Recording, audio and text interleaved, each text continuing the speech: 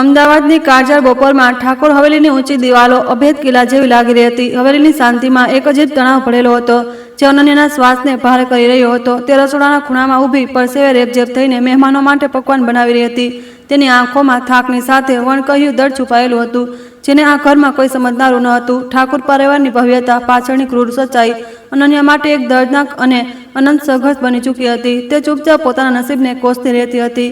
સાવિત્રી દેવી, જે આ હવેલીની માલકન અને અનન્યાની સાસુ હતી, તેમનો સ્વભાવ અત્યંત કઠોર અને નિર્દયી હતો. તેમના પગલાંના અવાજથી આખા ઘરમાં નોકરોનો દિલમાં ડર પેદા થઈ જતો હતો. આજે સવારથી જ તેઓ અનન્યા પર કોઈને કોઈ વાતને લઈને પોતાનો ગુસ્સો કાઢી રહ્યા હતા. તેમનું માનવું હતું કે અનન્યા જેવી ગરીબ છોકરી તેમના ઊંચા ખાનદાનને લાયક બિલકુલ પણ નથી. સાવિત્રી દેવીના મહેણા તીક્ષ્ણ તીરની જેમ અનન્યાની છાતીને ચારણી કરી રહ્યા હતા, પરંતુ તે એવું સુધી કરી શકતી ન હતી. રોહન અનન્યાનો પતિ આ હવેલીનો એકમાત્ર વારસદાર હતો, પરંતુ તેનામાં એક સારા પતિનો કોઈ ગુણ ન હતો. તે હંમેશા પોતાની દોલત અને રૂઆબના નશામાં ચૂર રહેતો હતો અને પોતાની પત્નીને માત્ર એક દાસી સમજતો હતો. તેની જિંદગીમાં અનન્યાની જગ્યા માત્ર એક સમાધાન હતી, જે તેને પોતાના પિતાના કહેવા પર મજબૂરીમાં કર્યું હતું. રોહનનું દિલ કોઈ અન્ય માટે ધબકતું હતું, અને આ વાત અનન્યાના દિલને રોજ ટુકડે ટુકડા કરી દેતી હતી. તેને પોતાના પતિ તરફથી ક્યારેય પ્રેમ કે સન્માનનો એક પણ શબ્દ સાંભળવા મળ્યો ન હતો. અચાનક અનન્યાને પોતાની અંદર એક નવા ધબકારાનો અહેસાસ થયો, જેણે તેની સૂની દુનિયામાં એક નવું કિરણ જગાવી દીધું. તે માતા બનવાની હતી. આ જાણીને તેની આંખોમાંથી ખુશીના આંસુ છલકાઈ પડ્યા. તેને લાગ્યું કે કદાચ આ બાળકના આવવાથી તેના પતિ અને સાસુનો વ્યવહાર બદલાઈ જશે. તેણે આ ખુશ ખબર સૌથી પહેલા ભગવાનની મૂર્તિ સામે રડતા રડતા શેર કરી, અને પછી હિંમત ભેગી કરીને રોહનને જણાવવાનો નિર્ણય કર્યો. આ ખબર તેના જીવનનો સૌથી મોટો સહારો બનવાની હતી, અને અથવા કદાચ તેની સૌથી મોટી તબાહીનું કારણ. રાતના સમયે જ્યારે રોહન નશામાં ધૂત થઈને રૂમમાં આવ્યો, તો અનન્યાએ ડરતા ડરતા તેના પોતાના ગર્ભવતી હોવાની વાત કહી. રોહનના ચહેરા પર ખુશીની કોઈ લકીર ન ઉપજી, બલકે તેનો પારો સાતમા આસમાને પહોંચી ગયો. તેણે અનન્યાને ધક્કો મારતા કહ્યું કે તે આ બાળકને પોતાનું નામ ક્યારેય નહીં આપે.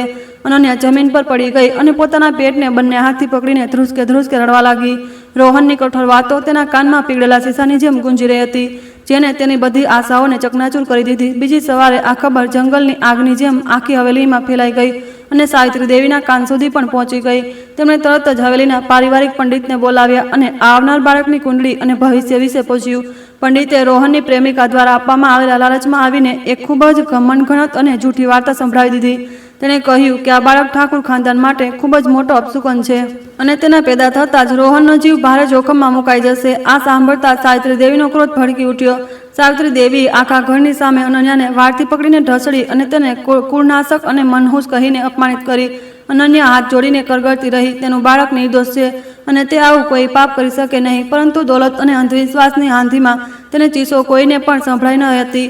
હવેલીના બધા નોકરો માથું ઝુકાવીને તમાશો જોઈ રહ્યા હતા. કોઈનામાં પણ માલકણની વિરુદ્ધ બોલવાની હિંમત ન હતી. અનન્યાની આંખોમાંથી આંસુ વહી રહ્યા હતા, જે જમીન પર પડીને તેની બેબસી અને લાચારીની ગવાહી આપી રહ્યા હતા. રોહને પોતાની માતાનો સાથ આપ્યો અને કોઈ પણ અચકાટ વિના અનન્યાને ઘરમાંથી બહાર કાઢવાનો કઠોર ફરમાન સંભળાવી દીધો.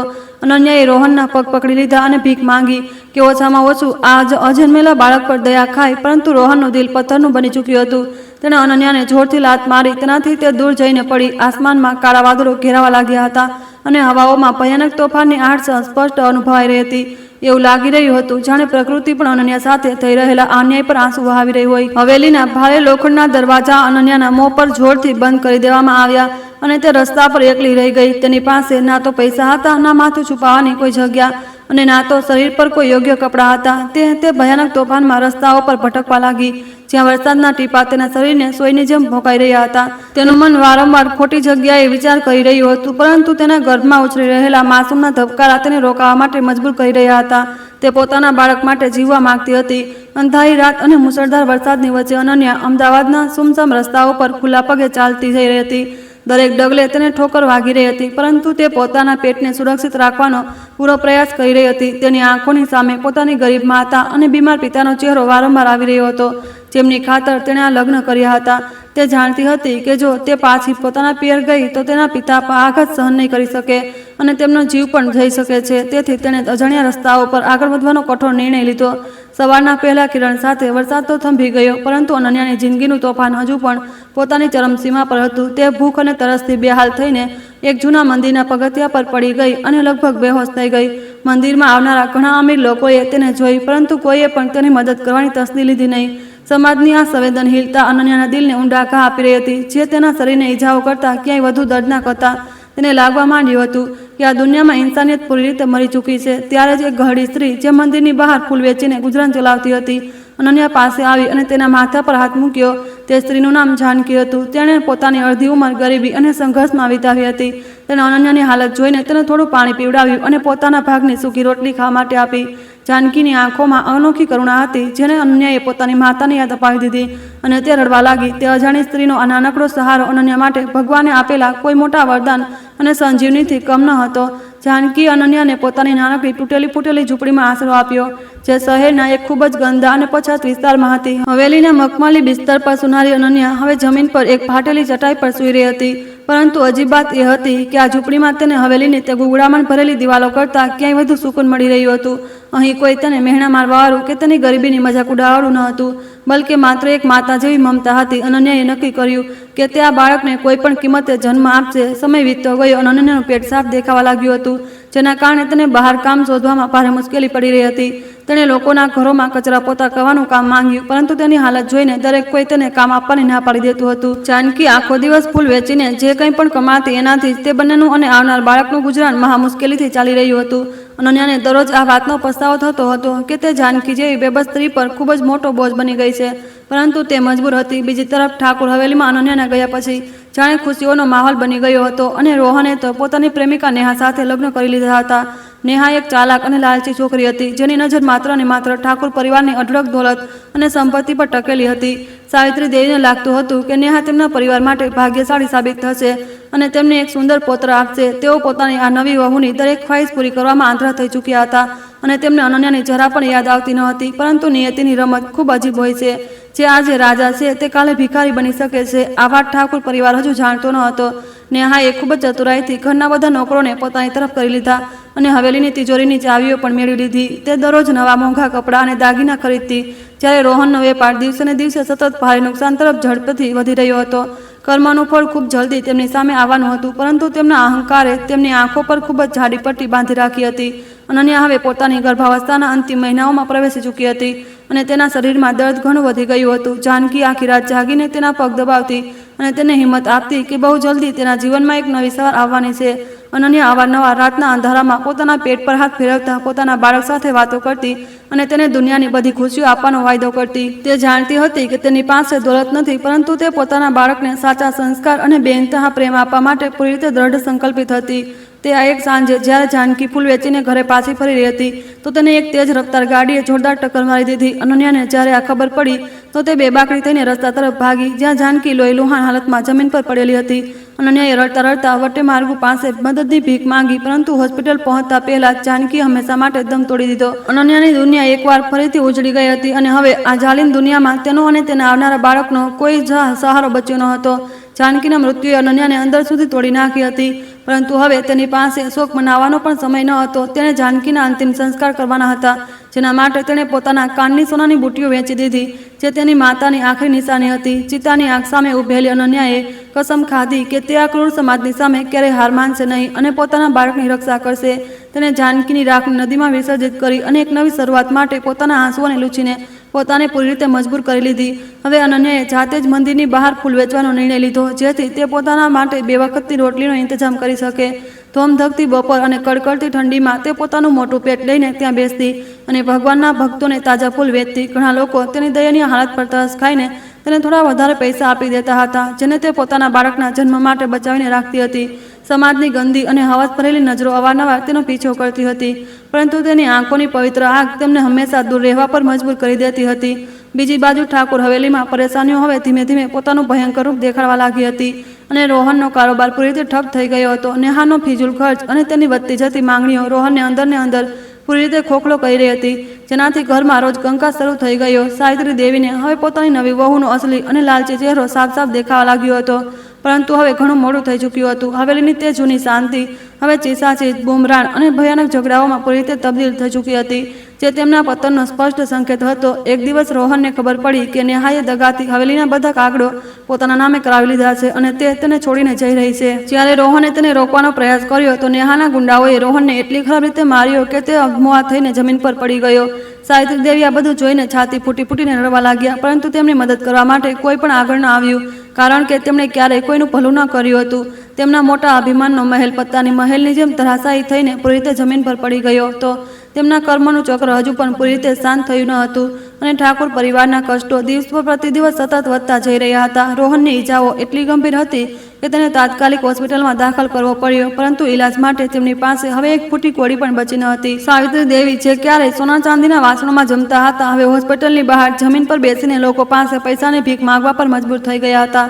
નિયતિએ તેમને તે ભયાનક જગ્યા પર લાવીને ઊભા કરી દીધા હતા, જ્યાં તેમણે પોતાની બેગુના વહુ અનન્યાને બેદર્દીથી ધકેલી હતી. હોસ્પિટલના ડોક્ટરોએ તપાસ પછી એક દર્દનાક ખબર સંભળાવી, જેને સાવિત્રી દેવી અને રોહનની દુનિયાને પણ પૂરી રીતે ત્રાક કરી દીધી. ડોક્ટરે જણાવ્યું કે અંદરની ઈજાઓના કારણે રોહન હવે જીવનમાં ક્યારેય પિતા બની શકશે નહીં અને ઠાકોર વંશને આગળ વધારવાની તેની ક્ષમતા હંમેશા માટે ખતમ થઈ ચૂકી છે. આ સાંભળતા જ રોહનની આંખો સામે અનન્યાનો રડતો ચહેરો ઘૂમી ગયો, જ્યારે તે પોતાના અજન્મેલા બાળક માટે જીવનની ભીખ માંગી રહી હતી. આજે તેને પોતાને તે ધૃણાસ્પદ અને ક્રૂર ભૂલનો ખૂબ જ કડવો અહેસાસ થઈ રહ્યો હતો. હોસ્પિટલની બહાર સાવિત્રી અને રોહનની ચીસો ગુંજી રહી હતી, જ્યારે અનન્યાની જિંદગીમાં એક નવું તોફાન દસ્તક આપી રહ્યું હતું. રાતના અંધારામાં ઠંડી હવાઓ અનન્યાના શરીરને ખરાબ રીતે કંપાવી રહી હતી. તે જ મંદિરના પગથિયા પર એકલી બેઠી દર્દથી કણસી રહી હતી, કારણ કે પ્રસૂતિનો સમય બિલકુલ નજીક આવી ચૂક્યો હતો. તેની પાસે હોસ્પિટલ જવાનું કોઈ સાધન ન હતું અને ના તો કોઈ પોતાનું હાજર હતું. તેણે ભગવાનની મૂર્તિ તરફ જોઈને પોતાનું પેટ ઘસીને પકડી લીધું અને આ ભયાનક દર્દને ચૂપચાપ સહન કરવાની પૂરી કોશિશ કરવા લાગી. અનન્યાની દર્દ ભરેલી ચીસો સાંભળીને મંદિરની આસપાસ રહેતી કેટલીક ગરીબ મહિલાઓ તરત બહાર નીકળી આવી. તેમણે પરિસ્થિતિને ગંભીરતાથી સમજી અને અનન્યાની ચારે તરફ કપડાનું એક નાનકડું કુંડાળું બનાવી દીધું. તે બે સહારા સ્ત્રીઓએ તે ભયાનક રાતમાં અનન્યાનો પૂરો સાથ આપ્યો અને તેને સતત હિંમત બંધાવતી રહી. એક ઘડી સ્ત્રીએ અનુભવની દાયણની જેમ કામ સંભાળી લીધું અને તેને સાચી રીતે શ્વાસ લેવા માટે કહેવા લાગી. અનન્યાની આંખોમાંથી સતત આંસુ વહી રહ્યા હતા, પરંતુ તે પોતાના આવનારા બાળક માટે પૂરી તાકાત લગાવી રહી હતી. લાંબા સંઘર્ષ પછી અંધારી રાતનો સન્નાટો નવજાત શિશુની તેજ કિલકારીથી પૂરી રીતે તૂટી ગયો. અનન્યાએ એક બેહદ સુંદર અને સ્વસ્થ દીકરાને જન્મ આપ્યો હતો, જેના ચહેરા પર એક અદ્ભુત શાંતિ હતી. બાળકના રડવાનો અવાજ સાંભળતા જ અનન્યાનું બધું દર્દ પળભરમાં ગાયબ થઈ ગયું. તેને ધ્રુજતા હાથે પોતાના લાલને તરત છાતીએ લગાવી લીધો અને તેને ચૂમતા ખુશીથી રડવા લાગી. આ અણમોલ પળ તેના માટે જીવનની સૌથી મોટી જીત હતી, જેને તેને ભવિષ્યની બધી મુશ્કેલીઓથી લડવાની એક નવી ઉમ્મીદ પ્રદાન કરી. બીજે દિવસે સવારના તડકાએ જેવો મંદિરના પ્રાંગણને રોશન કર્યો. અનન્યાએ પોતાના દીકરાનું નામ ખૂબ પ્રેમથી આદિત્ય રાખ્યું, જેનો અર્થ થાય છે ચમકતો સૂરજ. તે જાણતી હતી કે આ બાળક તેની અંધારી જિંદગીમાં રોશનીનું કિરણ બનીને આવ્યું છે અને એક દિવસ તેના બધા દુઃખોનો અંત કરશે. તે ગરીબ મહિલાઓએ પોતાના સામર્થ્ય અનુસાર અનન્યા અને નાના આદિત્યને જૂના પરંતુ સાફ કપડાં અને થોડું ગરમ દૂધ આવીને આપ્યું. ઇન્સાનિયતનું આ સાચું અને નિસ્વાર્થ રૂપ તે હવેલીના જૂઠા દેખાવા કરતાં ઘણું મહાન હતું. ત્યાં બીજી તરફ સરકારી હોસ્પિટલમાં રોહન જિંદગી અને મોતની વચ્ચે ખરાબ રીતે ઝૂલો રખાઈ રહ્યો હતો. સાવિત્રી દેવી પાસે પોતાના દીકરાનો મોંઘો ઇલાજ કરાવવા માટે કોઈ કિંમતી ઘરેણાં કે પૈસા બચ્યા ન હતા. તેમને તે ડોક્ટરો સામે ભીખ માંગવી પડી રહી હતી, જેમને તેઓ ક્યારેય નોકર બનવા લાયક પણ સમજતા ન હતા. નિયતિએ તેમને એટલી તેમની અસલી ઓકાત દેખાડી દીધી હતી અને તેમનો બધો ઘમંડ ચૂર કરી દીધો હતો. દરેક પસાર થતી પળ સાથે તેમની બેબસી સતત વધતી જઈ રહી હતી, જેનો કોઈ અંત બિલકુલ પણ નજર આવી રહ્યો ન હતો. સાવિત્રી દેવીને હવે તે ભયાનક પળની યાદ આવી રહી હતી, જ્યારે તેમણે અનન્યાને પોતાના પગથી ઠોકર મારીને ઘરમાંથી બેદખલ કરી દીધી હતી. આજે તેઓ ખુદ દર્દની ઠોકરો ખાવા માટે મજબૂર થઈ ગયા હતા અને તેમનું કોઈ પણ પોતાનું તેમના આંસુ લૂછવા માટે ત્યાં હાજર ન હતું. નેહા, જેને તેમણે ખૂબ જ શાંતિ પોતાની વહુ બનાવીને ઘરમાં પ્રવેશ કરાવ્યો હતો, આજે તેમના વિનાશનું સૌથી મોટું કારણ બની ચૂકી હતી. તે બધી દોલત લઈને કોઈ બીજા દેશ ભાગી ચૂકી હતી અને પોલીસ પણ પૂરી રીતે નાકામ સાબિત થઈ રહી હતી. અહીં અનન્યાએ હોસ્પિટલમાંથી રજા મળ્યા પછી પોતાના દીકરા આદિત્યના બહેતર ભવિષ્ય માટે રાત દિવસ એક કરવાનો દ્રઢ સંકલ્પ લઈ લીધો હતો. તેણે ફૂલ વેચવાની સાથે કપડાં સીવવાનું અને ભરતકામ કરવાનું કામ પણ શરૂ કરી દીધું, કારણ કે તેમનામાં આ હુનર બાળપણથી જ હાજર હતું. તે આખો દિવસ કાળઝાળ તડકામાં બેસીને ફૂલ વેચતી અને રાત્રે માટીના દીવાની ધીમી રોશનીમાં ઝીણું ભરતકામ પૂરી મહેનતથી કરતી હતી. આદિત્ય પાસે જ એક નાનકડી જૂની ટોપલીમાં સૂતો રહેતો હતો અને અનન્યા તેને જોઈને થાક ભૂલી જતી હતી. અનન્યાના ભરતકામમાં એક ખૂબ જ અદ્ભુત જાદુ હતો, જે ભારતીય સંસ્કૃતિ અને તેના ઊંડા દર્દની એક સાચી કહાનીને કપડાં ખૂબ જ સુંદરતાથી ઉતરતો હતો. એક દિવસ મંદિરમાં દર્શન કરવા આવેલી શહેરની એક જાણીતી અને અમીર મહિલાની નજર અનન્યા દ્વારા બનાવવામાં આવેલી એક સુંદર શાલ પર અચાનક પડી ગઈ.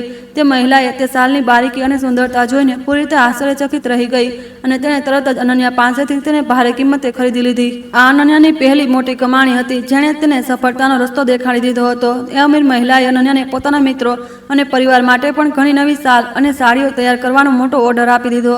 અનન્યાએ આ સોનેરી તકને પોતાના હાથમાંથી બિલકુલ જવા દીધી નહીં અને બમણી મહેનત સાથે કામ શરૂ કરી દીધું. તેણે મંદિરના દોસ્તો અને આસપાસમાં રહેતી કેટલીક અન્ય બેસા મહિલાઓને પણ પોતાની સાથે કામમાં સામેલ કરી લીધી, જેથી તેઓ પણ કેટલાક પૈસા કમાઈ શકે. અનન્યાની આ નાનકડી પહેલ હવે એક મોટા વેપારનું રૂપ લેવા લાગી હતી અને તેઓ આત્મવિશ્વાસ દરેક દિવસે સતત મજબૂતીથી વધતો જઈ રહ્યો હતો.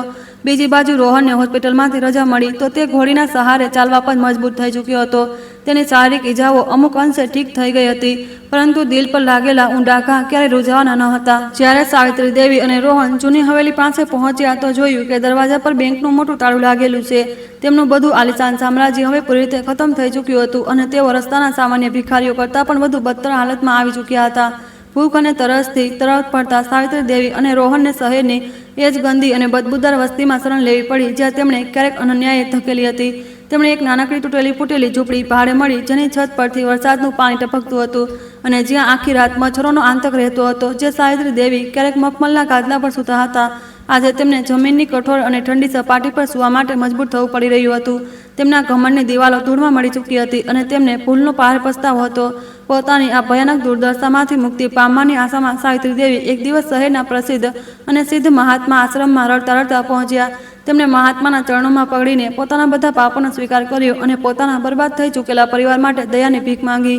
મહાત્માએ પોતાની ઊંડી આંખોથી તેમને જોયા અને એક ખૂબ જ કડવું સત્ય તેમની સામે નિસંકોચ મૂકી દીધું. તેમણે સ્પષ્ટ શબ્દોમાં કહ્યું કે આ બધું તેમના કર્મોનું ફળ છે, કારણ કે તેમણે એક ગર્ભવતી સ્ત્રી અને નિર્દોષ જીવ પર અત્યંત ક્રૂરતાથી અત્યાચાર કર્યો હતો.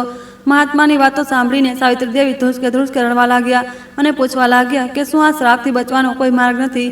મહાત્માએ થોડીવાર ઊંડું ધ્યાન ધર્યું અને પછી ગંભીર અવાજમાં કહ્યું કે ઠાકુર વંશનો આખરી ચિરાગ એ જ બાળક છે જેણે તેમને બહાર કાઢ્યો હતો.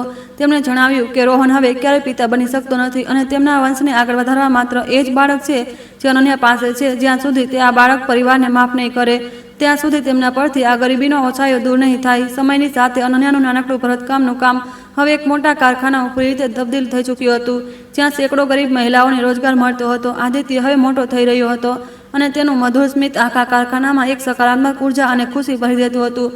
અનન્યાએ પોતાના દીકરાને ખૂબ જ સારા સંસ્કાર આપ્યા હતા, જેનાથી તે એક બુદ્ધિમાન અને ખૂબ જ દયાળુ ઇન્સાન બની રહ્યો હતો. શહેરના મોટા મોટા વેપારીઓ હવે અનન્યાની સામે હાથ જોડીને ઊભા રહેતા હતા, જેથી તેઓ તેની સાથે લાભદાયક ભાગીદારી કરી શકે. મહાત્માની વાતોથી પ્રેરિત થઈને સાવિત્રી દેવી અને રોહને અનન્યા અને પોતાના પુત્રને આખા શહેરમાં પાગલોની જેમ શોધવાનું શરૂ કરી દીધું. તેઓ શહેરની દરેક ગલી, દરેક ચોક અને દરેક મંદિરની બહાર જઈને લોકો પાસેથી અનન્યા વિશે પૂછપરછ કરતા હતા. તેના પગમાં મોટા મોટા ફોલ્લા પડી ચૂક્યા હતા અને શરીરના કપડાં ખરાબ રીતે ફાટી ગયા હતા, પરંતુ તેમની પાસે હવે આ સિવાય બીજો કોઈ વિકલ્પ ન હતો. તેમને આ વાતનો ખૂબ ઊંડો ડર સતાવી રહ્યો હતો કે ક્યાંક અનન્યાએ હંમેશા માટે આ શહેર જ ના છોડી દીધું હોય. ઘણા મહિનાઓની સતત અને થકવી નાખનારી શોધખોળ પછી એક દિવસ તેમને એક જૂના દુકાનદાર પાસેથી ખબર પડી કે અનન્યા હવે શહેરની સૌથી મોટી અને પ્રખ્યાત કાપડ વેપારી બની ચૂકી છે. આ ખબર સાંભળતા સાવિત્રી દેવી અને રોહનના પગ તળેથી જમીન સરકી ગઈ, કારણ કે તેમને આ વાત પર બિલકુલ પણ યકીન થઈ રહ્યો ન હતો. જે છોકરી ક્યારેય તેમના ઘરમાં બદતર જીવન જીવતી હતી, આજે તે પોતાની સખત મહેનતના દમ પર સફળતાના શિખર પર બેઠી હતી. જ્યાં સુધી પહોંચવું તેમના માટે હવે માત્ર એક અસંભવ સપનું હતું. સાવિત્રી દેવીએ પોતાના આંસુઓને લૂછ્યા અને રોહનને સાથે લઈને અનન્યાના તે આલિશાન કારખાના તરફ પોતાના નબળા કદમ વધારી દીધા.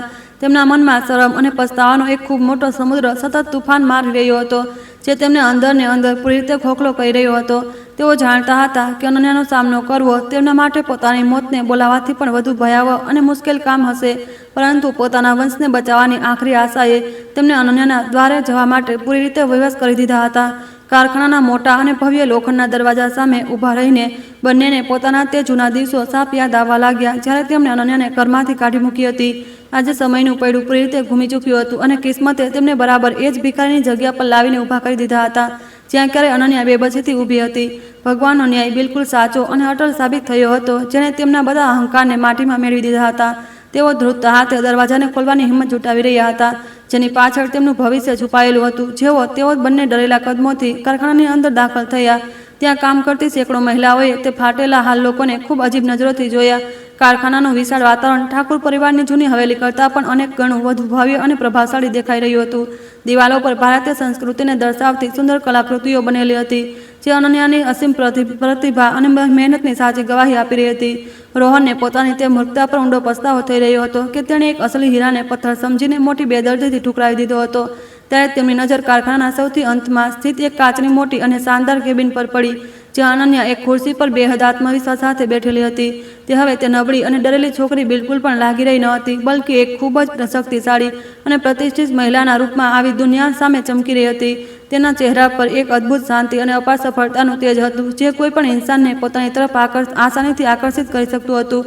તેની બરાબર બાજુમાં આદિત્ય રમી રહ્યો હતો, જેને જોઈને બંને રડી પડ્યા. સાવિત્રી દેવીએ પોતાના ધ્રુજતા હાથોને જોડ્યા અને રોહનની સામે ધીમે ધીમે અનન્યાની તે કેબિન તરફ પોતાના કદમ આગળ વધારવા લાગ્યા. દરેક એક ડગલાની સાથે તેમનું દિલ ખૂબ જ જોર જોરથી ધબકી રહ્યું હતું, કારણ કે તેમને ખબર ન હતી કે અનન્યા તેમને જોયા પછી કેવો વ્યવહાર કરશે. શું તે તેમને પોતાના કારખાનામાંથી એ જ રીતે ધક્કા મારીને બહાર કાઢી મૂકશે, જેમ તેમણે તેની પોતાની હવેલીમાંથી કાઢી હતી? તેમના દિમાગમાં અગણિત સવાલો અને ભયાનક ડર ઘૂમી રહ્યા હતા, પણ હવે પાછળ હટવાનો કોઈ પણ રસ્તો તેમના માટે બિલકુલ પણ બચ્યો ન હતો. રોહન પોતાની ઘોડીઓના સહારે કોઈક રીતે પોતાને સંભાળતા ચાલી રહ્યો હતો, અને તેની આંખોમાંથી સતત પશ્ચાતાપના મોટા મોટા આંસુ જમીન પર પડી રહ્યા હતા. કેબિનની બરાબર બહાર પહોંચીને સાવિત્રી દેવી ત્યાં જમીન પર ઘૂંટણભેર બેસી ગયા અને તેમણે રડતા રડતા દરવાજાને ખૂબ ધીમેથી ખખડાવ્યો. અંદર બેઠેલી અનન્યાએ જેવી દરવાજા તરફ પોતાની નજરો ફેરવી તો તે ફાટેલા હાલ લોકોને જોઈને તેના ચહેરાના ભાવ અચાનક પૂરી રીતે બદલાઈ ગયા. અતીતના બધા ભયાનક ઘા એકવાર ફરીથી તેના દિલમાં તાજા થઈને ખરાબ રીતે રઝળવા લાગ્યા.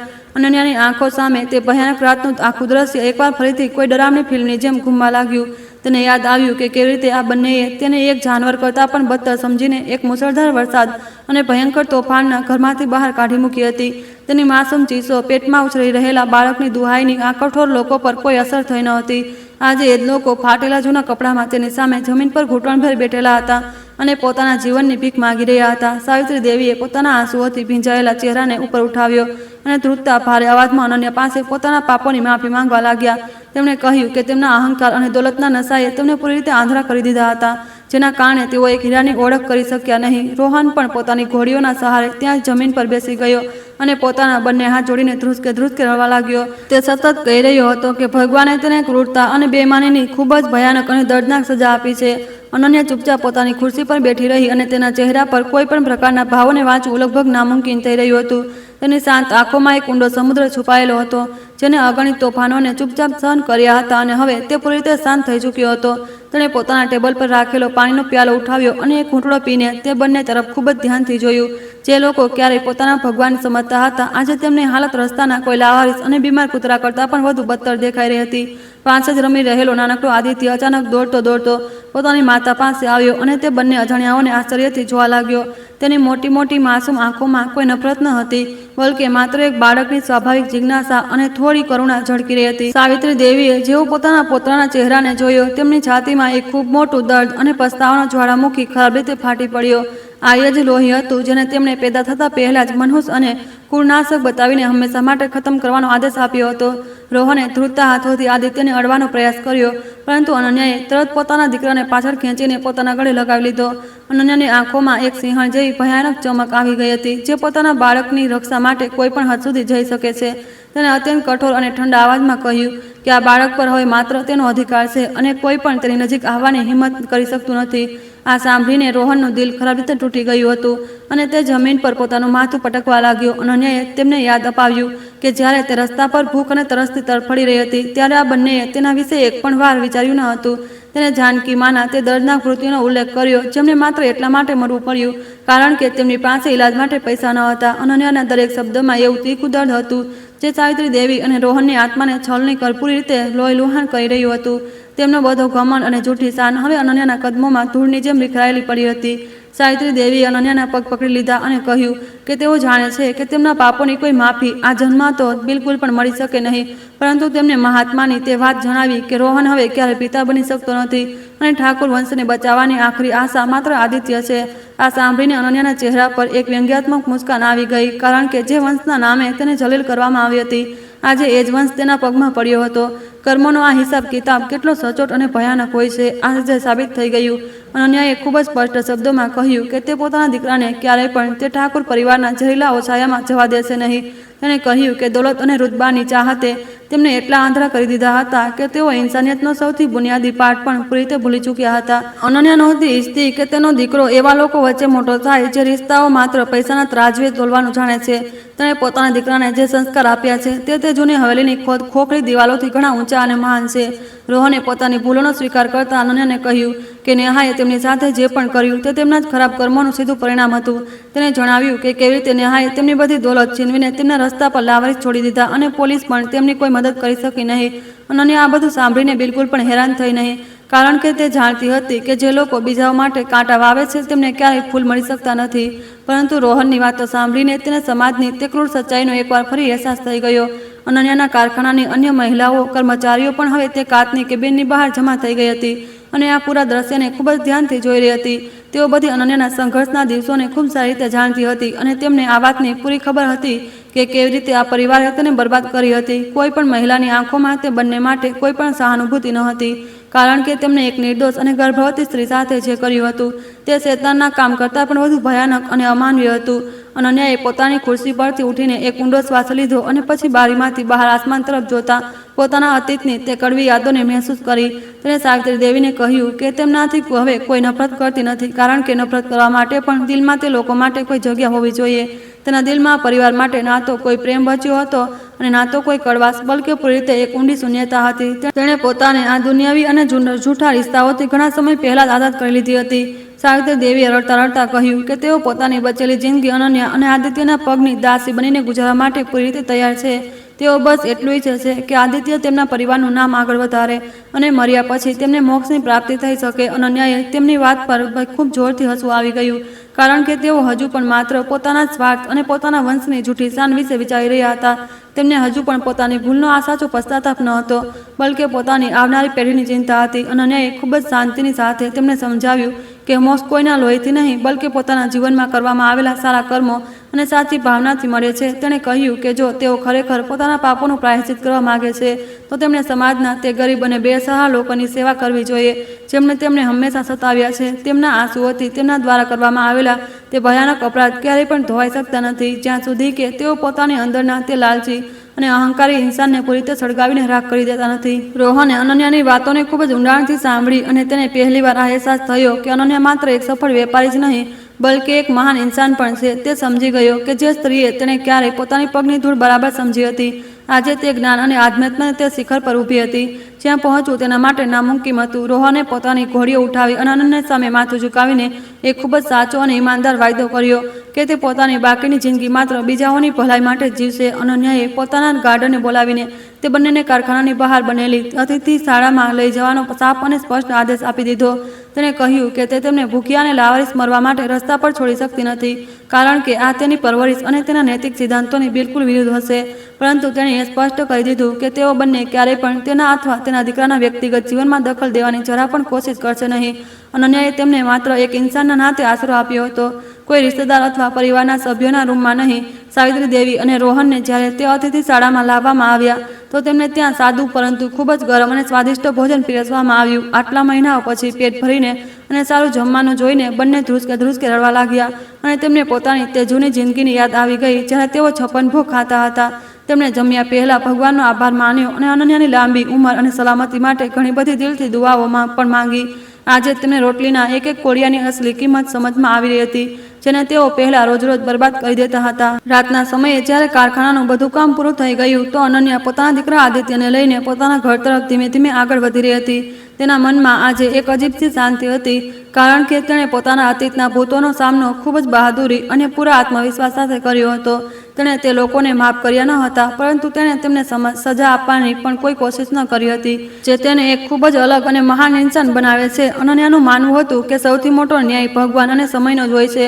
આવતા કેટલાક અઠવાડિયા સુધી સાવિત્રી દેવી અને રોહન એ જ અતિથિ શાળામાં ચૂપચાપ રહ્યા અને કારખાનાની આસપાસ થતા નાના મોટા કામોમાં સ્વેચ્છાથી મદદ કરવા લાગ્યા. સાવિત્રી દેવી હવે કારખાનામાં આવનારી ગરીબ મહિલાઓના બાળકોને સંભાળતા હતા અને રોહન હિસાબ કિતાબના કામમાં થોડી ઘણી સહાયતા કરી દેતો હતો. તેમણે પોતાના અંદરના તે જૂના અને અહંકારી રૂપને પૂરી રીતે દફન કરી દીધું હતું અને હવે તેઓ એક સામાન્ય ઇન્સાનની જેમ સાધારણ જીવન જીવી રહ્યા હતા. અનન્યા દૂરથી તે બંનેના આ બદલાતા રૂપને ખૂબ જ શાંતિથી જોતી રહેતી હતી. એક દિવસ કારખાનામાં ખૂબ મોટો તહેવાર મનાવવામાં આવી રહ્યો હતો અને અનન્યાએ બધા કર્મચારીઓ માટે નવા કપડાં અને ઘણા બધા સ્વાદિષ્ટ પકવાનોનો વિશેષ ઇંતજામ કર્યો હતો. સાવિત્રી દેવી અને રોહન એક ખૂણામાં ચૂપચાપ ઊભા રહીને આ પૂરા ભવ્ય જશ્નને જોઈ રહ્યા હતા અને તેમના ચહેરા ઉપર એક અજીબસી ઉદાસી છવાયેલી હતી. ત્યારે જ આદિત્ય દોડતો તેમની પાસે આવ્યો અને તેણે પોતાના નાના નાના હાથોથી તેમને મીઠાઈનો એક મોટો ડબ્બો ખૂબ જ પ્રેમથી પકડાવી દીધો. આ જોઈને સાવિત્રી દેવી પોતાના આંસુઓને કોઈ પણ કિંમતે રોકી શક્યા નહીં અને રડી પડ્યા. આદિત્યએ પોતાના કાલા ઘેલા અને મીઠા અવાજમાં કહ્યું કે તેની માતાએ આ ખાસ મીઠાઈ તેમના માટે જ મોકલી છે. જે સાંભળીને તે બંનેને ઊંડું આશ્ચર્ય થયું. રોહને ધ્રુજતા હાથોથી તે ડબ્બો લીધો અને આદિત્યના માથાને ચૂમવાની કોશિશ કરી, પરંતુ પછી પોતાની મર્યાદા યાદ કરીને તરત પાછળ હટી ગયો. તેને ખબર હતી કે આ પવિત્ર બાળકને અડવાને લાયક બિલકુલ પણ નથી, કારણ કે તેના હાથો પણ અગણિત પાપોનો અને બેમાનીનો ખૂબ ઘેરો કાળો ડાઘ લાગેલો હતો. તેણે માત્ર હાથ જોડીને ભગવાનને મનોમન આભાર માન્યો. તહેવારની તે રંગીન સાંજે અનન્યાના કારખાનામાં એક નવો પ્લાન પૂરી દીધો હતો, જ્યાં દરેક એક ચહેરો ખુશીથી પૂરી રીતે ચમકી રહ્યો હતો. અનન્યાએ જોયું કે સાવિત્રી દેવી ગરીબ બાળકોને ખૂબ પ્રેમથી મીઠાઈ વેચી રહ્યા હતા અને તેમના ચહેરા પર સુકૂનભરી મુસ્કાન સાફ દેખાઈ રહી હતી. અનન્યાને લાગ્યું કે કદાચ કર્મોના માર્યા અંતે આ પત્તરદિલ ઇન્સાનોને પીગળાવીને એક નવું રૂપ આપી દીધું છે, પરંતુ તે હજુ પણ તેમના પર પૂરી રીતે ભરોસો કરવા માટે બિલકુલ તૈયાર ન હતી, કારણ કે ઘા ખૂબ જ વધારે ઊંડા હતા. મહાત્માની તે વાત અનન્યાના દિમાગમાં વારંવાર ઘૂમી રહી હતી કે આદિત્ય આ ઠાકોર વંશનો અંતિમ અને એકમાત્ર વારસદાર છે. તે ક્યાંય નહોતી ઈચ્છતી કે તેનો દીકરો પોતાના ખભા પર કોઈ એવા પરિવારનો બોજ ઉઠાવે જેણે તેને માત્ર દુઃખ અને બેહિંતા તકલીફો જ આપી હોય. અનન્યાએ નિર્ણય કર્યો કે તે આદિત્યને તેના અસલી પિતાના કાળા અતીત વિશે ત્યાં સુધી કંઈ પણ જણાવશે નહીં, જ્યાં સુધી તે મોટો અને સમજદાર ન થઈ જાય. તે પોતાના બાળકનું બાળપણ આ ફાલતુ અને જૂઠા પારિવારિક વિવાદોથી બિલકુલ અછૂત અને સુરક્ષિત રાખવા માંગતી હતી.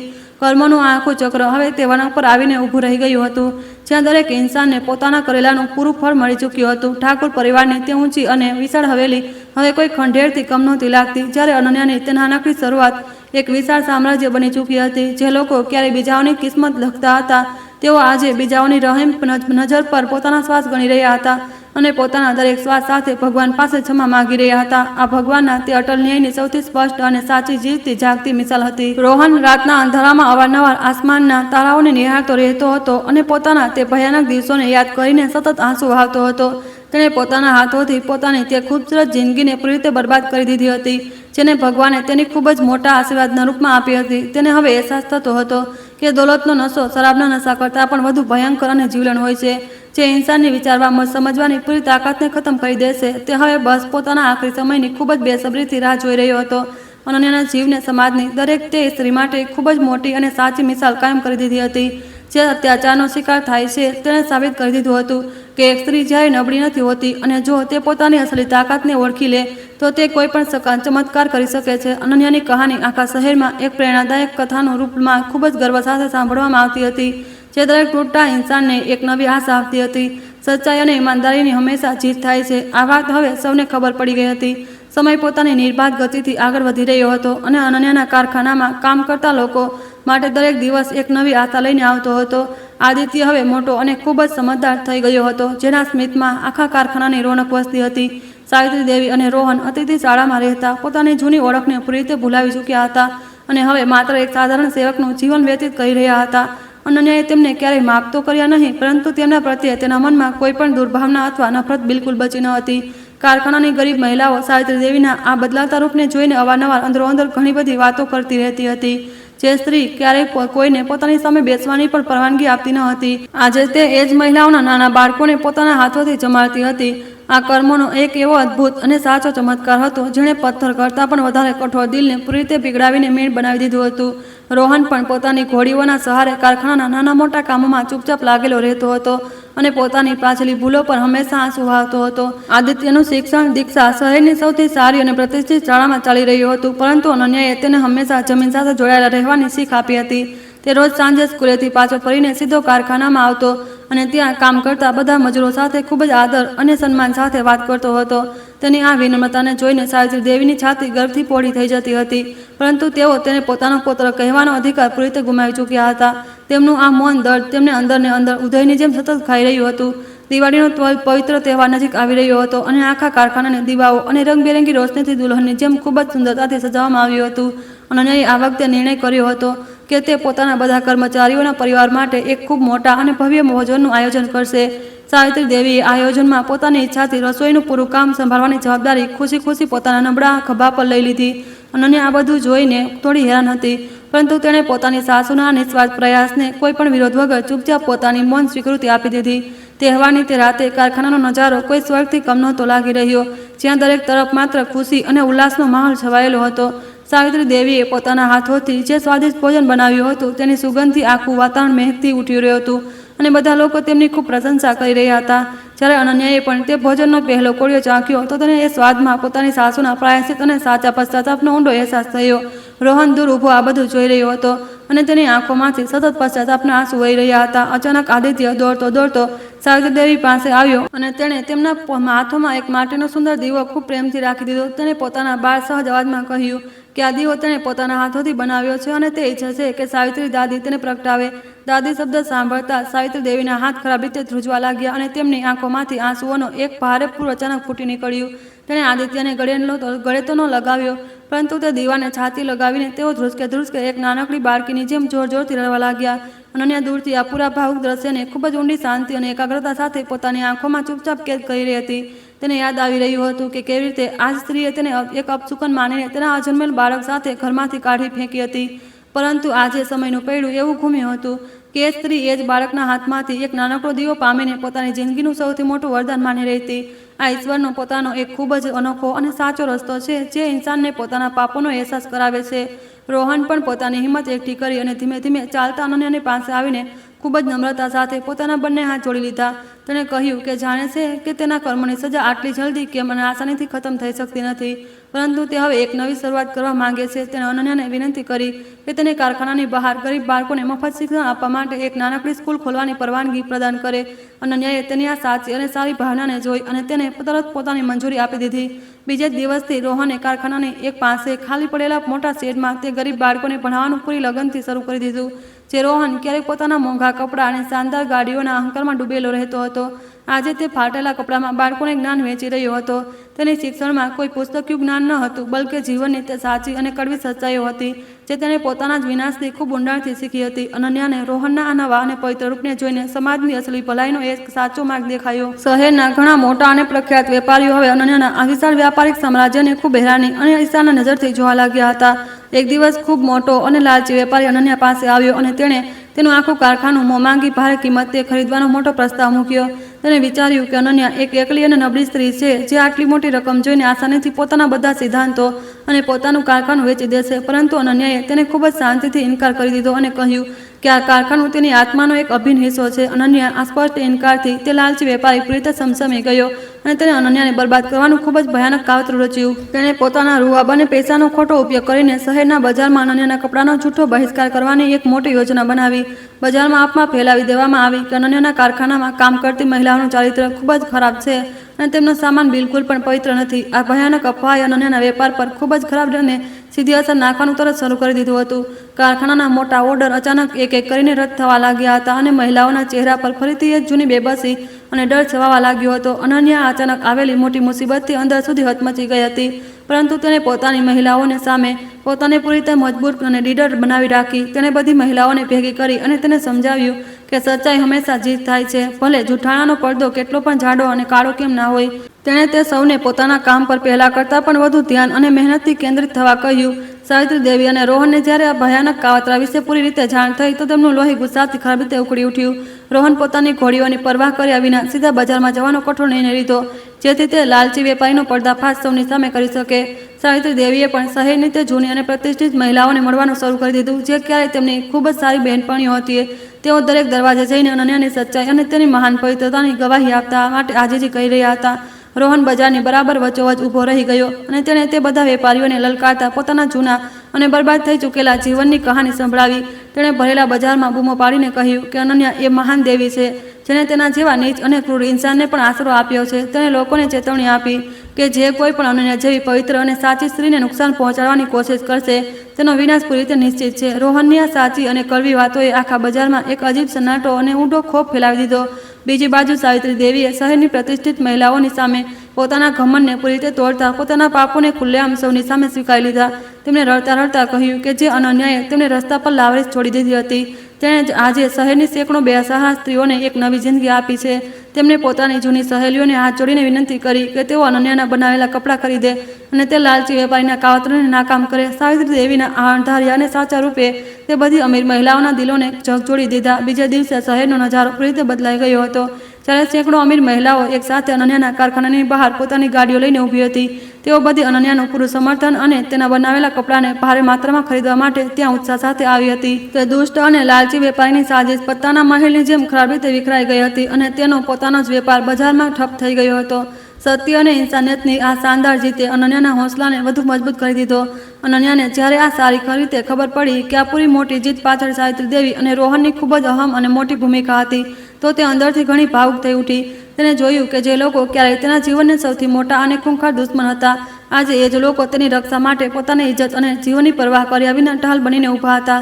તેણે પહેલીવાર પોતાના દિલમાં તેમના પ્રત્યે એક ખૂબ જ અજીબ અને અજાણી કોમળતાને જન્મ લેતી મહેસૂસ કરી. શું ખરેખર ઇન્સાન પૂરી રીતે બદલાઈ શકે છે? સાંજના સમયે જ્યારે કારખાનું બંધ થઈ ગયું તો અનન્યા ધીમે ધીમે ચાલીને તે જૂની અતિથિશાળા તરફ ગઈ, જ્યાં સાવિત્રી દેવી અને રોહન ચૂપચાપ જમીન પર બેઠા હતા.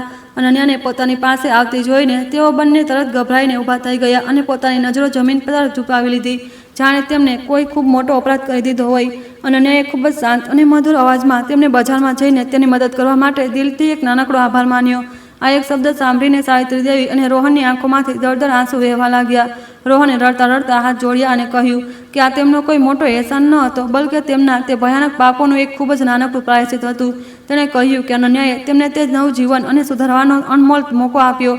તેના માટે એક જીવન પર તેના ખૂબ મોટા ઋણી રહેશે. અનન્યાએ તેમની વાતોને ધ્યાનથી સાંભળી અને એક ઊંડો લાંબો શ્વાસ લઈને ત્યાંથી કંઈ પણ બીજું કહ્યા વિના ચૂપચાપ પોતાના ઘર તરફ પાછી ફરી ગઈ. તેના મનનો એક ખૂબ મોટો બોજ આજે જાણે થોડોક હળવો અને ઓછો થઈ ગયો હતો. સમયનું ચક્ર પોતાની ગતિથી ઘૂમતું રહ્યું અને અનન્યાનો વેપાર શહેરમાંથી નીકળીને આખા ભારતમાં અને અહીં સુધી કે વિદેશમાં પણ પૂરી રીતે પ્રખ્યાત થઈ ગયો. આદિત્ય હવે પોતાની કિશોરાવસ્થામાં ખૂબ જ શાનદાર રીતે કદમ રાખી ચૂક્યો હતો અને તેની શકલ હુબહુ પોતાના પિતા રોહનના યુવાનીના દિવસો જેવી દેખાવા લાગી હતી. રોહન જ્યારે પણ આદિત્યને જોતો તો તેને પોતાના તે ખોવાયેલા અતીતની યાદ આવતી, જે તેને પોતાના જ લાલચ અને અહંકારમાં બરબાદ કરી દીધું હતું. પરંતુ હવે તે માત્ર આદિત્યની ખુશીમાં જ પોતાની ભલાઈ જોતો હતો. મહાત્માનો તે જૂનો શ્રાપ અને ભવિષ્યવાણી હજુ પણ સાવિત્રી દેવીના મનમાં કોઈ ઊંડા ખૂણામાં એક ભયાનક ડર બનીને સતત ગુંજતી રહેતી હતી.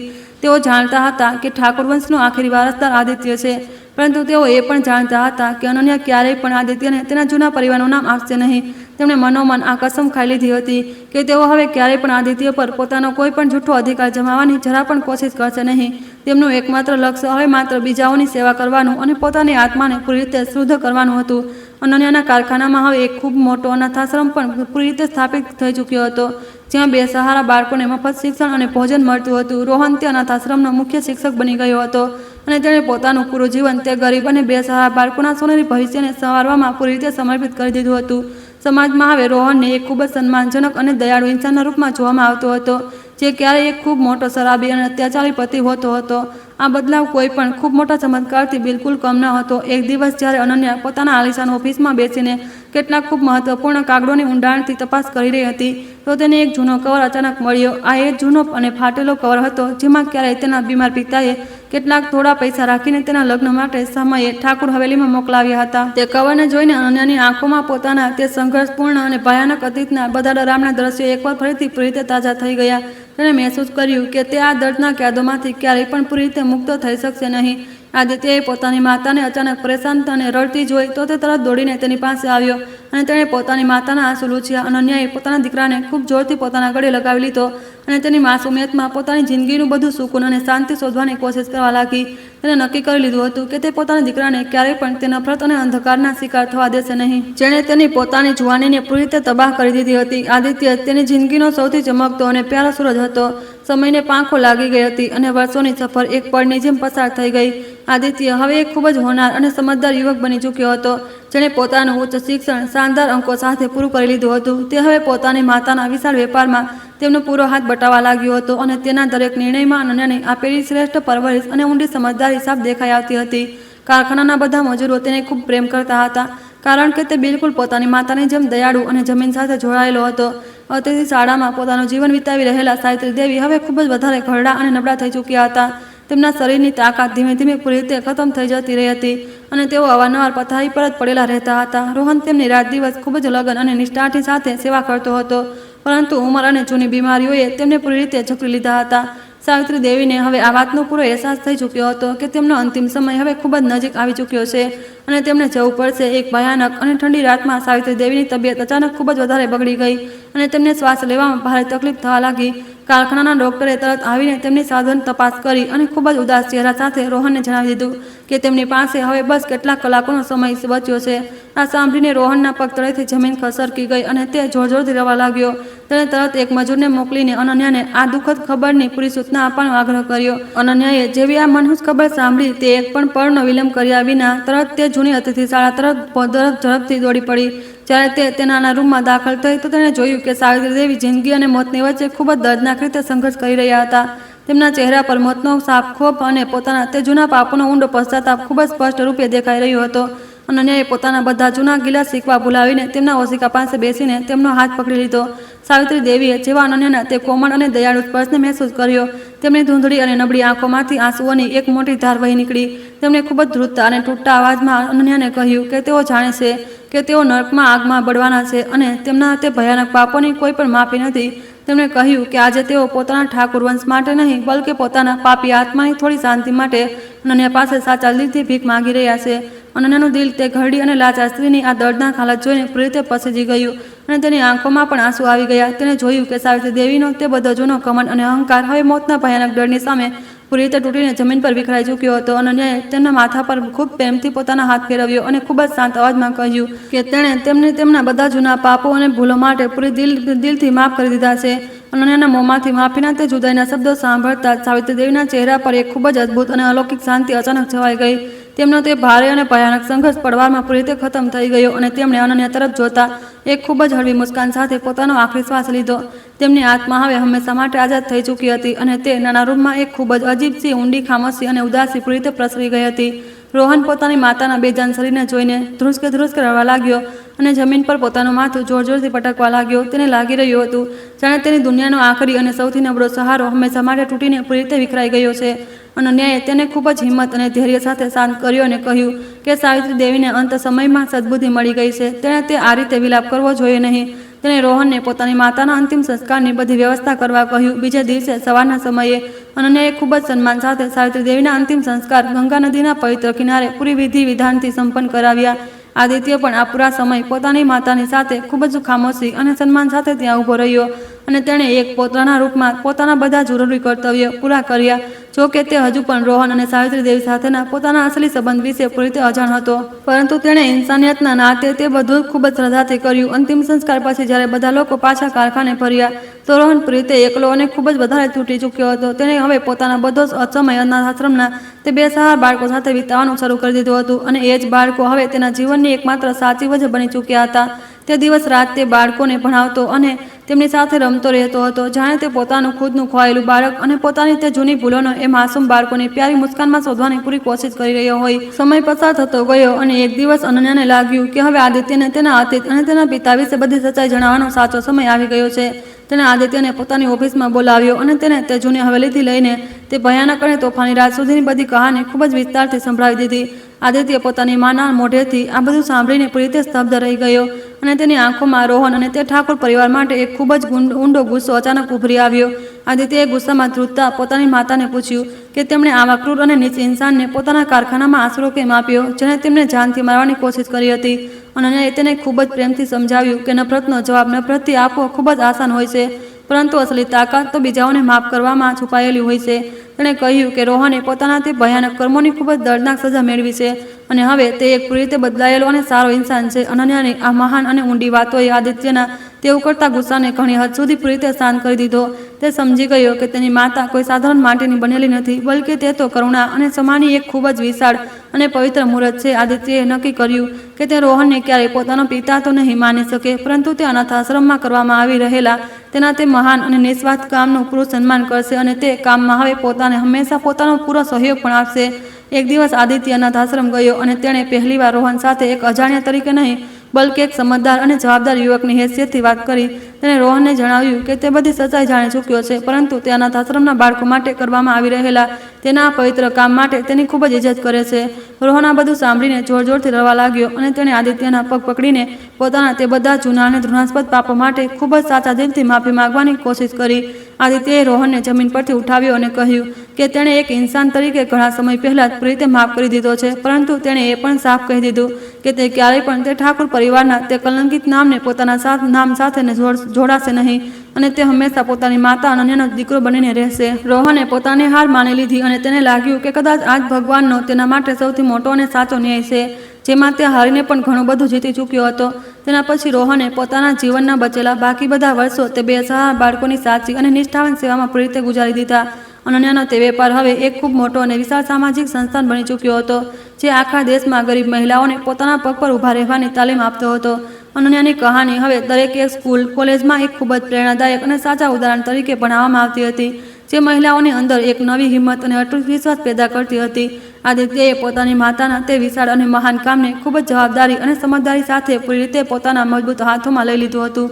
તેને અનન્યાના નામે શહેરની સૌથી મોટી અને આધુનિક સુવિધાઓથી સજ્જ હોસ્પિટલ બનાવી, જ્યાં કોઈ પણ ગરીબ દર્દીને ઇલાજ માટે પૈસાની ચિંતા કરવી પડતી ન હતી. અનન્યા અવારનવાર તે હોસ્પિટલની બહાર ઊભી રહીને તે જૂની જાનકી માને યાદ કરતી હતી, જેમના મોત માત્ર એટલા માટે થઈ ગયું હતું કારણ કે તેમની પાસે ઇલાજ માટે પૈસા બિલકુલ પણ ન હતા. રોહનનો અંત પણ એક દિવસ ખૂબ જ શાંતિ અને સુકૂન સાથે તે અનાથ અને પ્યારા બાળકો વચ્ચે રમતા રમતા અચાનક જ થઈ ગયો. જ્યારે તેના અંતિમ સંસ્કાર કરવામાં આવી રહ્યા હતા, તો શહેરના હજારો લોકો ત્યાં હાજર હતા અને તેઓ બધાને તેને એક ઇન્સાનને પોતાની ભીની આંખોથી અંતિમ વિદાય આપી રહ્યા હતા. કોઈને પણ તેના તે ભયાનક અને કાળા અતીત વિશે કંઈ પણ ખબર ન હતી. તેઓ તો બસ તે દયાળુ માસ્તરજીને જાણતા હતા, જેણે તે બાળકોની જિંદગીમાં ઘણી બધી ખુશીઓ ભરી દીધી હતી. અનન્યાએ રોહનની ચિતાને બળતા જોઈ અને તેણે ભગવાનને મનોમન તે અસીમ શાંતિ માટે આભાર માન્યો, જે આજે તેને મહેસૂસ થઈ રહી હતી. તેની તે લાંબી અને દર્દનાક સફર, જે આંસુઓ અને ભયંકર બેબસીથી શરૂ થઈ હતી, આજે તે એક ખૂબ જ મહાન અને ખૂબસૂરત મંજિલ પર આવીને પૂરી રીતે ખતમ થઈ ગઈ હતી. કર્મનું તે જટિલ ચક્ર તેને કોઈ પણ ઇન્સાન ક્યારેય સમજી શકતો નથી. આજે તે પોતાના સૌથી શુદ્ધ અને પવિત્ર રૂમમાં અનન્યાની સામે પૂરી રીતે પૂરું થઈ ચૂક્યું હતું. હવે અનન્યા પોતાની ઢળતી ઉંમરમાં પોતાના પૌત્ર પૌત્રીઓ સાથે એક ખૂબ જ સુખી અને સંતુષ્ટ જીવન વ્યતીત કરી રહી હતી. તે અવારનવાર સાંજના સમયે પોતાના બગીચામાં બેસતી અને આથમતા સૂરજને જોઈને પોતાના જીવનની તે લાંબી અને સંઘર્ષપૂર્ણ યાત્રાને યાદ કરતી હતી.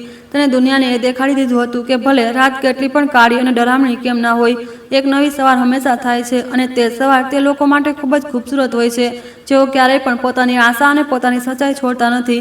તેની આખી જિંદગી સમાજ માટે એક ખૂબ મોટો અને ખુલ્લો ગ્રંથ બની ચૂકી હતી, જેમાં દર્દ, દગો, સંઘર્ષ અને પછી એક શાનદાર જીતની કહાની ખૂબ જ ઊંડાણથી લખાયેલી હતી.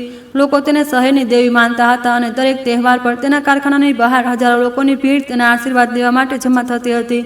અનન્યાએ પોતાના તે ઊંડા અને જૂના જખમોને પોતાની સૌથી મોટી તાકાત બનાવી લીધી હતી અને તેણે નફરતના તે ભયાનક અને ઊંડા અંધારાને પોતાની કરુણાના ખૂબસૂરત પ્રકાશથી પૂરી રીતે મિટાવી દીધો હતો. આ કહાની માત્ર અનન્યાની ન હતી, બલ્કि આ ભારતની તે મહાન સાંસ્કૃતિક પરંપરા અને અટલ વિશ્વાસની કહાની હતી, જેમાં સચ્ચાઈની હંમેશા જીત થાય છે. ભગવાન હંમેશા એનો જ સાથ આપે છે જે ખુદ પર વિશ્વાસ રાખે છે અને જે પોતાના સૌથી મોટા દુશ્મનોને પણ માફ કરવાની મહાન હિંમત રાખે છે. અનન્યાની આ પ્રેરણાદાયક ગાથાને આવનારી ઘણી સદીઓ સુધી લોકોના દિલોમાં ઈમાનદારી અને ઇન્સાનિયતની તે પવિત્ર જ્યોતને હંમેશા માટે પ્રગટાવી દીધી હતી, જે ક્યારેય પણ કોઈ તોફાનથી બુઝાઈ શકતી ન હતી. આ વાર્તા માત્ર મનોરંજન અને પ્રેરણાના હેતુથી રજૂ કરવામાં આવી છે. તેમાં દર્શાવેલા પાત્રો, ઘટનાઓ અને સંવાદો વાસ્તવિક વ્યક્તિઓ અથવા ઘટનાઓ સાથે મેળ ખાતા હોય તો તે માત્ર સંયોગ માનવો. આ વિડીયોનો હેતુ કોઈ વ્યક્તિ, સમાજ, સંસ્થા અથવા ધર્મની ભાવનાઓને ઠેસ પહોંચાડવાનો નથી.